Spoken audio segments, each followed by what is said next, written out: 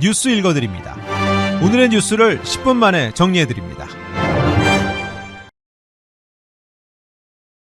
LA 메트로 등 교통당국이 내일 열리는 월드시리즈 1차전 경기를 앞두고 LA 다운타운 일대에 최악의 교통 대란이 벌어질 것으로 우려했습니다. 메이저리그 월드시리즈 1차전이 내일 오후 5시 LA 다저 스타디움에서 열립니다. ABC 뉴스는 1차전 당일 수많은 야구팬이 LA 다저 스타디움을 찾는 것과 맞물려 비슷한 시간대에 LA 다운타운, 잉그루드 등에서 5개 이상의 경기와 콘서트가 열린다고 전했습니다. 이로 인해 내일 오후부터 자정까지 LA 지역에서 극심한 교통 혼잡과 체증이 벌어질 것으로 예상됩니다. LA 메트로는 내일 극심한 교통 혼잡이 예상된다며 대중교통 또는 차량 공유 서비스를 이용할 것을 당부했습니다.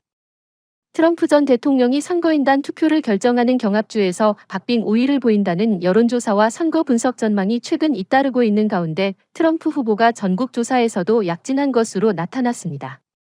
다만 경합주에서 해리스 부통령이 여전히 오차 범위 내에서 우위를 보이고 있다는 조사도 나오는 등 승패를 전망하기 어려운 초박빙 판세가 계속되고 있습니다. 경제매체 포브스와 여론조사기관 해리스엑스가 전국의 투표 의향 유권자 1,244명을 상대로 실시한 여론조사에 따르면 트럼프 전 대통령이 51%대 49%로 해리스 부통령에 앞섰습니다. 이 기관의 지난달 조사에서는 해리스 부통령이 4%포인트 차로 앞섰는데 한 달 사이에 역전된 것입니다. 다만 이번 조사에서 투표 의향자의 12%는 여전히 누구를 찍을지 저울질하고 있다고 밝혔습니다. 경합주 7곳 가운데 해리스 부통령은 펜실바니아, 미시간, 네바다, 애리조나에서, 트럼프 전 대통령은 조지아, 노스캐롤라이나, 위스콘신에서 각각 박빙 5위에 있는 것으로 나타났습니다. 한편 대선이 초박빙 대결로 진행되는 가운데 미국 국민 10명 중 6명은 대선 후 폭력 사태가 발생할 수 있다고 우려했습니다. 정치 성향별로는 민주당 지지자의 경우 70%가, 공화당 지지자의 경우 59%가 각각 대선 이후 폭력 사태 발생 가능성이 있다고 우려했습니다. 연방상원 내 공화당 1인자인 미체 매코넬 공화당 상원 원내대표가 트럼프 전 대통령의 선거 슬로건인 미국을 다시 위대하게라는 의미의 마가 운동은 완전히 잘못됐다고 평가했습니다. 매코넬 원내대표는 트럼프가 다른 사람들처럼 성공하지 못한 사람들에게 어필하고 있고 트럼프는 그들에게 성공한 사람들은 어느 정도 속임수를 썼고 경쟁이 공정하지 못했기 때문에 트럼프가 어필하는 사람들에게 변명을 제공했다고 말했습니다. 이어 불행하게도 공화당원의 절반은 트럼프가 무슨 말을 하든 믿는다고 비판했습니다.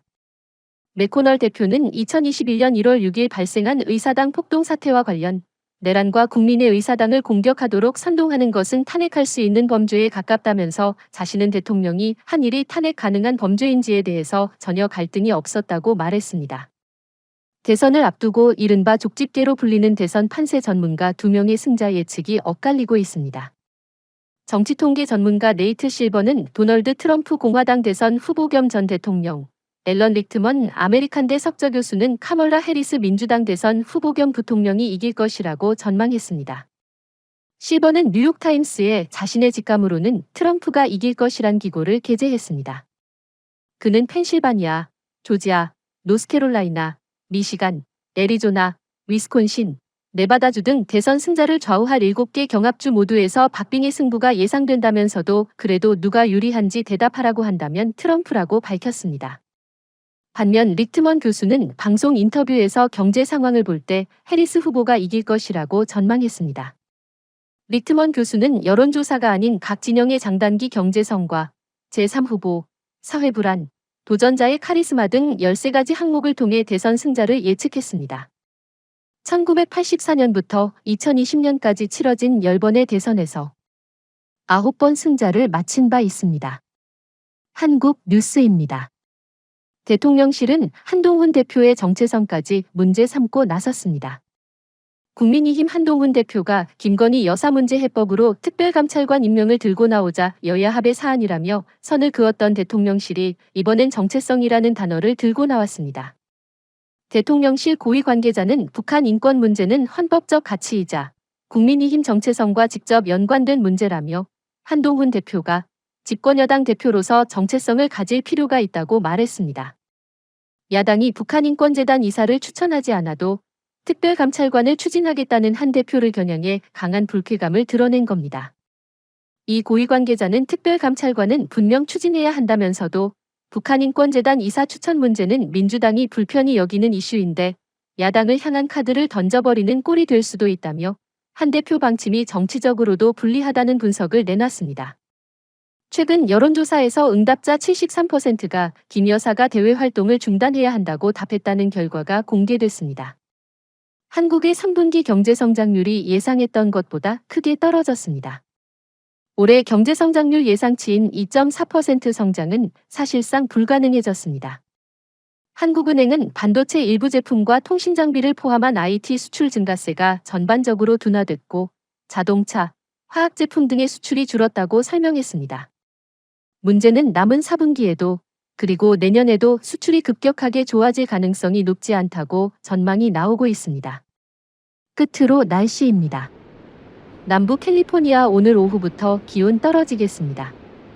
LA와 오렌지 카운티는 낮 최고 기온은 81도, 밤 최저 기온은 57도 예상됩니다. 델리와 일랜드 엠파이어 지역 낮 최고 기온은 86도, 밤 최저 기온은 55도 전망됩니다. 해안가 지역은 낮 최고 기온 69도, 밤 최저 기온 58도 예상됩니다. 산간 지역 낮 최고 기온은 72도, 밤 최저 기온은 37도, 사막 지역은 낮 최고 기온은 87도, 밤 최저 기온은 49도 전망됩니다.